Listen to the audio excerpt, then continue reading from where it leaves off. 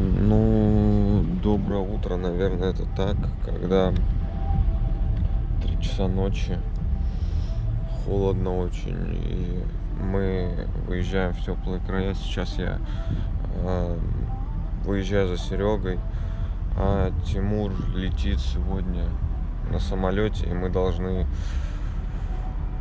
в 6 часов вечера быть в Краснодаре, чтобы его встретить там. И оттуда уже стартуем в Крым, поэтому время будет для вас лететь моментально, а для нас, конечно, это будут огромные километры и огромное количество времени потерянного на дорогу.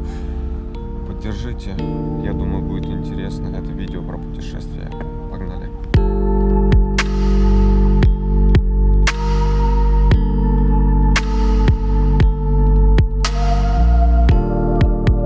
Забыл представить вам основного фигуранта дела. Это вот Сергей Огнев, но вы все его помните. Вот этот турист тоже... Вот камера. Вот камера. Поздоровайся, Сереж. Поздоровайся. Время уже... Доброе утро, ребята. Не вырубай, сыночек. Ой, блин, я что-то не понял, что снимаю. Время уже 4:30, и мы, в принципе, выехали на Каширку, я так понимаю. Варшавка. Ну, неважно. И все, выезжаем в Крым. Тут встал вопрос. Буду немножечко так информацию полезную тоже накидывать. Не знаю, для кого-нибудь будет. Возник вопрос. Ехать до Краснодара, до аэропорта по платной дороге или по бесплатной? И учитывая денежку, учитывая время, которое, наверное, все-таки важнее, чем денежки, мы решили выбрать 13 часов по платной дороге, а не 18 часов по бесплатной. И все, вперед, мы уже пересекаем МКАД. Сворачивать надо. Все, давайте. Сюда? Сюда. Короче, последняя заправка перед Крымом, да, и сейчас мы... Тихо, сынок. Сейчас мы полный бак заправили, да, уже меняемся, потому что я, получается, за сегодня около 1500 километров прошел, и все, я уже никакой, я больше... Ты что, мы сейчас Люберцы проезжаем, да? Да, я больше не могу ехать за рулем, и нам осталось буквально там 200 километров до какого города? До Домодедово. Мы едем, да, в город Керчь, осталось 200 километров, и, честно сказать, время уже 9 часов, темно, даже прохладно стало, 16 градусов за бортом, и я лично от себя говорю, что я Что здесь? вымотан, так, ну, не в предел, то есть... Даже больше. Пассажирам сложнее, чем водителям. Это вот ужасно. Единственный момент, да, как только я сажусь за руль, мне становится легче. А если мне стоит мне остановиться на дороге, мне почему-то становится тяжело, и я просто хочу спать. А за рулем отлично себя чувствую, но не хочу больше, потому что завтра ждет тоже длинный достаточно путь и куча объектов, поэтому давайте. Мы на берегу, и все прекрасно на самом деле. Единственное, что я пока не находил объект, просто физически не успеваем, потому что надо поспать для того, чтобы завтра были силы, для того, чтобы завтра снимать новые объекты. Ничего страшного, если сегодня мы что-то пропустим. Вон там спальнички, палатка, вот Тимур здесь уже располагается. Мы находимся прямо на берегу города Керчи. По ту сторону находится уже Украина, мы в России все-таки. Нам нужно расположиться, костерчик сделать, перекусить. Время уже час ночи, нужно покушать.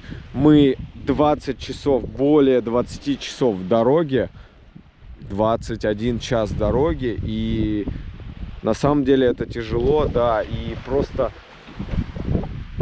Я нереально кайфую от того, что я нахожусь на берегу моря.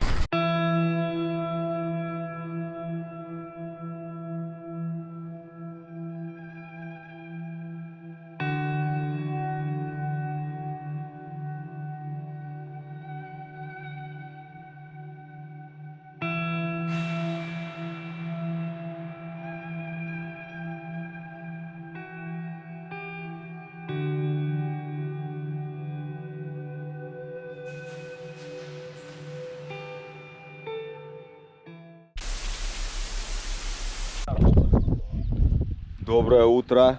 Доброе утро. Господи.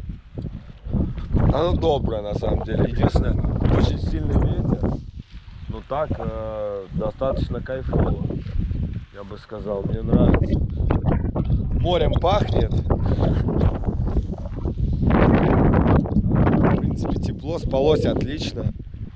Единственное, вот ветер, он очень сильно мешал, потому что палатка даже куда-то улетала несколько раз.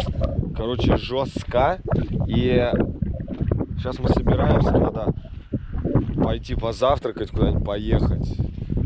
Утром, кстати, приехала вот эта вот машинка. Я как раз выходил немножечко пройтись и смотрю. Мужичок мне говорит: доброе утро, ребята. Типа, поздравляю вас с 1 мая. И я его тоже поздравил и пошел спать, короче. А вот здесь вот располагается за моей спиной как раз вот этот санаторий, который я хотел посетить.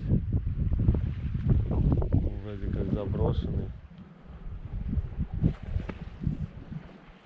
Непонятно, но вообще, кстати, там датчик движения стоит. Я был очень сильно удивлен.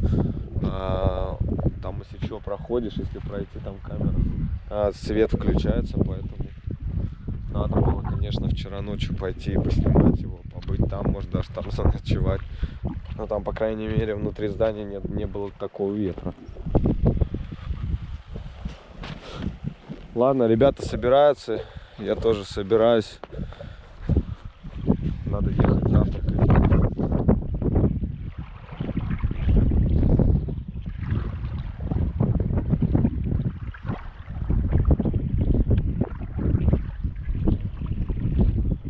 Приехали в центр города. Мало напоминает город, но я думаю, покушать-то можно. А, Сергей? Я вообще за столовой, я не знаю, что мы тут делаем. Ну вот, человек нас привел в столовую все-таки. С таким распорядком дня, если мы там будем завтракать, обедать в таких местах, то денег не останется. Мы будем уже лазить. Я предлагал вчера доширак затушить и все, и лечь спать. И на утро можно было не кушать. Но вот этого человека, конечно, другие тут, так сказать, приблуды, да? Блядь, вот этот лысый дядя, он, блядь, посмотри, он ведет в лучшее место всегда. Посмотри, лысина блестит, красавец. Кто здесь? Они. Друзья, и что, покушали. Дальше что по мероприятиям? Дальше мы решили, что мы доедем сейчас до Крымской АЭС, приблизительно от Керчи полтора часа езды. И в принципе, я его покажу как раз в этом влоге.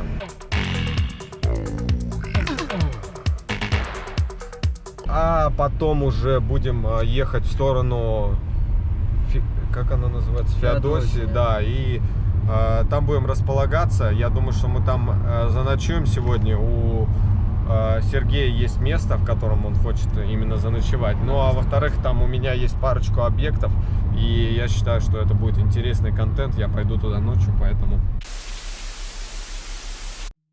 Крымская атомная электростанция, строительство которой начато в 1975 году. Станция должна была обеспечить электроэнергией весь Крымский полуостров. В целом строительство шло без существенных отклонений от графика с запланированным пуском первого энергоблока в 1989 году.